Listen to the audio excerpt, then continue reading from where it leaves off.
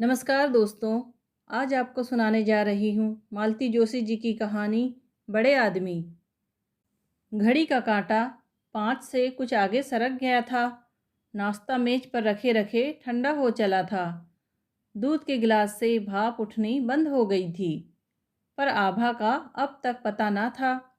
उससे 1 घंटा बाद में आने वाली विभा कॉलेज से कब की लौट आई थी और चाय पीकर बैडमिंटन कोर्ट जाने के लिए तैयार हो रही थी। मेरा झुंझलाया हुआ मन धीरे धीरे चिंतित हो उठा था। ऐसे में शिरीष कितना याद आता है। जब से वह बेंगलोर ट्रेनिंग के लिए चला गया है, इस तरह के छोटे छोटे कामों के लिए पड़ोसियों को तकलीफ देनी पड़ती है। यूँ वे बेचारे कुछ नहीं कहते, पर मुझे संकोच तो होता ही है। आंटी, मैंने चौंक कर देखा। पड़ोस का अंजुम साइकिल पकड़े दरवाजे पर खड़ा था। आभा स्कूल से आ गई क्या? नहीं तो क्यों? पर मेरी बात का जवाब देने से पहले ही वह साइकिल पर लौट पड़ा। मैं हैरानी से उसे जाते हुए देखती रही और सच कहूँ तो थोड़ा डर भी लगा, पर मुझे ज़्यादा प्रतीक्षा नहीं करनी पड़ी। कुछ ही देर में वह आभा को लिए लौट आया। शायद रास्ते में मिल गई थी। अंजुम बेचारा कुछ बोलने ही को था, पर आभा उसे कुछ मौका देती तब ना। अपनी बड़ी बड़ी आँखों को और भी बड़ी करके वह पता नहीं क्या क्या कह गई कि मेरे कुछ भी पल्ले नहीं पड़ा। बस इतना समझ सकी कि ट्रक से एक एक्सीडेंट हो गया है और एक खोमचे वाला घायल हो गया है। उसकी बातों का पहला दौर समाप्त होने पर अंजुम ने बताया कि उसने कॉलेज से लौटते हुए स्कूल के पास भीड़ देखी थी। पूछने पर पता चला था कि छुट्टी के बाद सड़क पार करते हुए बच्चों में से एक बच्चा सड़क पर छूट गया था। उस ओर से तेजी से ट्रक आ रहा था। लोगों की चीखों के बावजूद वह डर से जैसे सड़क पर ही चिपक कर रह गया, एकदम कुचलकर मर ही जाता। अगर वहाँ गोली, बिस्किट, सेव, परमल बेचने वाला एक व्यक्ति झपट कर उसे खींच न लेता। बच्चा तो बच गया, पर कहते हैं कि खोमचे वाले को काफ़ी चोट आई है। ट्रक वाले का कहीं पता नहीं चला।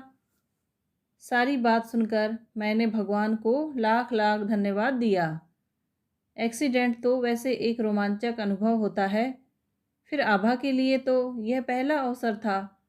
सारी शाम वह मोहल्ले में घूम घूम कर यह किस्सा सुनाती रही। दूसरे दिन जब पेपर में समाचार छपा, उसे कुछ ऐसे गौरव का अनुभव हुआ मानो उसी की तारीफ में कुछ छपा है। पेपर वालों ने तो खोमचे वाले को एकदम हीरो बना दिया था। गरीब की एक टांग कट गई थी। यह भी मालूम हुआ कि जिस बच्चे की उसने इस दिलेरी से प्राण रक्षा की थी, उसका स्कूल से कोई संबंध नहीं था। वह तो पास ही बन रही इमारत पर काम करने वाले एक मजदूर का लड़का था।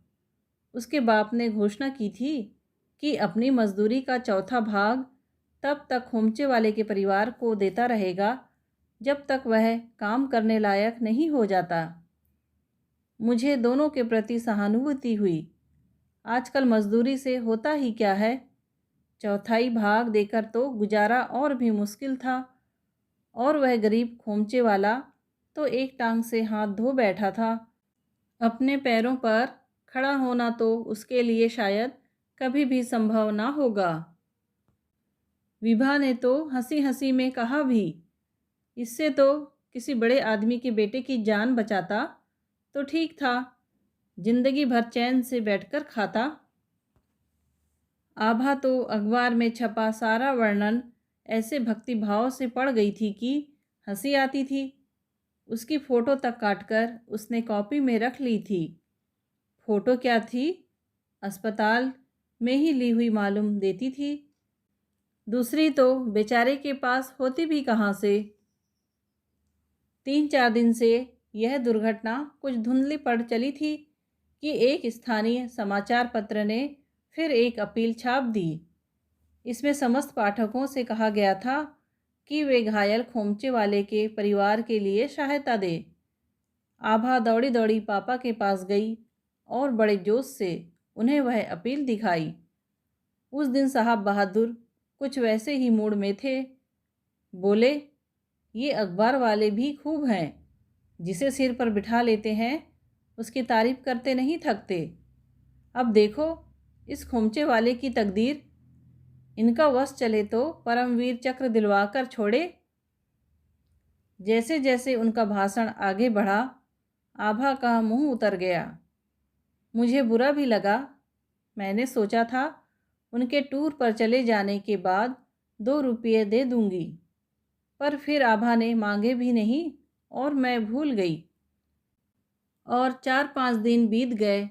एक दिन शाम को अंजुम की अम्मी ने कहा, आभा टिकट लेकर आई थी, आप चलेंगी ना? आप चल रही हैं? मैंने अपनी हैरत छिपाते हुए कहा। मेरी आभा ने मुझसे तो कुछ भी नहीं बताया था। चलूंगी क्यों नहीं? अंजुम की अम्मी बोली, बेचारे इतना नेक काम कर रहे हैं और 2.5 रुपये का क्या है, एक सिनेमा कम देख लेंगे।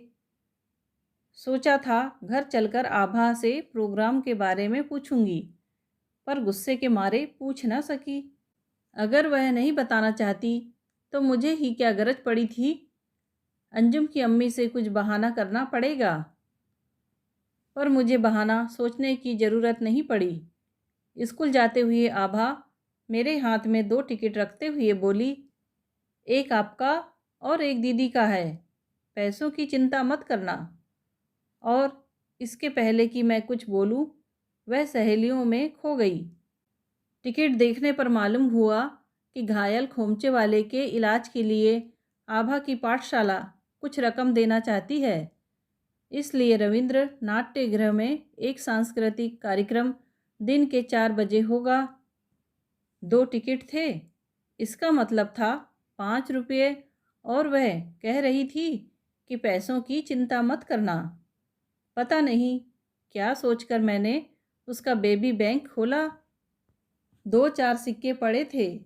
इसका मतलब था टिकट उसने अपने पैसों से खरीदे थे। शायद डरती थी कि हम लोग मना कर देंगे। मन जाने कैसा कैसा हो उठा। एक 5 का नोट उसके बैंक में रखा, तभी जी कुछ हल्का हुआ। हम लोगों को पहुँचते पहुँचते 3:45 बज गए थे। हॉल काफ़ी भर गया था। अपनी सीटें ढूंढते हुए हमारी आंखें आभा को ढूंढ रही थी, पर उसका कहीं पता नहीं था। ठीक 4 बजे कार्यक्रम प्रारंभ हुआ। बच्चों के हिसाब से प्रयास अच्छा था। कई कार्यक्रम तो इसने सम्मेलन के रिपीट हो रहे थे, पर कम समय में और हो भी क्या सकता था। 5वें नंबर पर एक राजस्थानी नृत्य था। इंद्रधनुषी लहंगों और चुनरों में लड़कियां बड़ी प्यारी लग रही थी। तभी विभा चिल्लाई, हाय मम्मी, आभा। और सचमुच लड़कियों के बीच में आभा ही थी। ग्रामीण वधू की वेशभूषा में ऐसी प्यारी लग रही थी कि अंजुम की अम्मी ने कहा, बहन जी, घर चलकर इसकी नज़र उतार दीजिए। मुझे एक और तो आभा पर प्यार आ रहा था और एक गुस्सा भी। शैतान ने मुझसे कहा भी नहीं। अब मिलने पर खूब खबर लूँगी। पूरे समय यही इंतज़ार रहा कि कब मिले और कब। जनगण मन के बाद लोग दरवाजे की ओर खिसकने लगे, पर हम तीनों आभा की प्रतीक्षा में वहीं खड़े रहे। उसके गर्म कपड़े भी मैं लेकर गई थी, पर हॉल पूरा खाली हो गया, लेकिन उसका कहीं पता नहीं था। हार कर हम लोग ग्रीन रूम में पहुँचे। वहाँ कुछ अध्यापिकाएं सामान समेट रही थी। मैंने आभा की बहन जी के पास जाकर पूछा, आभा कहाँ है? वह तो अपनी मम्मी के साथ। कहते कहते वह मेरी ओर देखकर रुक गई। अरे, आप तो यहाँ हैं। मिस बेंसन, आभा की माँ तो यह रही। मुझे क्या मालूम, मैं तो लड़कियों को बस में चढ़ा रही थी कि वह मम्मी मम्मी कहते हुए फाटक की तरफ भाग गई। मैंने सोचा कम से कम आपको देखना तो चाहिए था। गुस्से और घबराहट के मारे मेरे मुंह से बात नहीं निकल रही थी। मैं तो हॉल से बाहर भी नहीं निकली और वह पता नहीं किसको मम्मी समझकर चल दी। मम्मी। तभी विभा ने मेरी बाँह छूकर कहा, मम्मी, यहाँ खड़े रहने से क्या होगा? चलो बाहर चलकर देखते हैं। गुस्से से भरी हुई मैं बाहर निकली। अहाते में सिर्फ स्कूल की बस खड़ी थी। फाटक के बाहर आकर मैंने तांगा किया। अंजुम की अम्मी ने कहा, विभा को लेकर यहाँ वहाँ घूमना ठीक नहीं। घर से अंजुम या उसके अब्बा को भेज देंगे। मन में कैसी कुशंकाएं उठ रही थी। घर में पहुंचना मानो पहाड़ हो गया था। घर के पास तांगे से उतरकर देखा, एक स्कूटर रिक्शा दरवाजे पर खड़ी है। मुझे देखते ही उसमें से आभा उतरी और दौड़कर मुझसे लिपट गई। मैंने भी उसे ऐसे चिपटा लिया जैसे बरसों बाद मिली हो। कुछ देर बाद होश आया तो देखा स्कूटर वाला अब भी खड़ा है।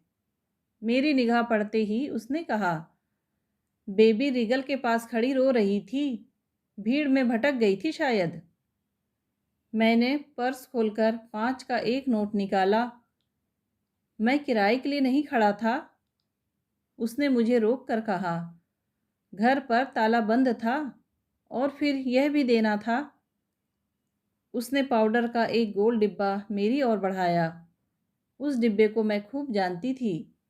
आभा उसमें अपनी चूड़ियाँ, मालाएं, बूंदे वगैरह रखती थी। ओह, यह, अरे, यह सब तो नकली है। कोई बात नहीं। अच्छा, अब चलूं? कहते हुए वह अपनी सीट पर जा बैठा। क्या अपना इनाम भी नहीं लोगे? मैंने कहा। 5 का नोट अब भी मेरे हाथ में था। इनाम किस बात का माँ जी? उसने हंसकर कहा, मेरी जगह बेबी का भाई होता तो भी क्या आप उसे इनाम देती? फिर दोनों हाथ जोड़कर बोला, बेबी ने मुझे बतलाया है आप सब कहाँ से आ रही हैं। मुझ जैसे ही एक गरीब भाई के लिए आप लोग कितना कुछ कर रहे हैं। मैं आपकी तरह बड़ा आदमी नहीं हूँ, हाथ उठाकर कुछ दे नहीं सकता। इसलिए इस नेक काम में मेरा इतना हाथ लग जाने दीजिए। किराए के लिए मजदूरी तो रोज ही करता हूँ।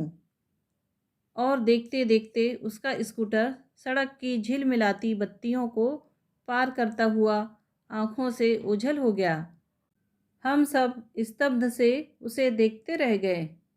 आभा की आंखें भर आई थी।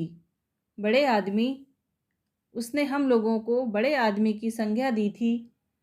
पर सच तो यह था, उस क्षण हम लोग कितने छोटे लग रहे थे। बड़ा आदमी तो वह खोमचे वाला था जिसने पराये बच्चे के लिए अपनी जान जोखिम में डाली थी, या वह मजदूर था जो मजदूरी का चौथा भाग दे रहा था, या शायद वह आभा थी जो अपनी नन्ही सी पूंजी परोपकार के लिए खुशी खुशी दे सकती थी। और अब यह स्कूटर ड्राइवर।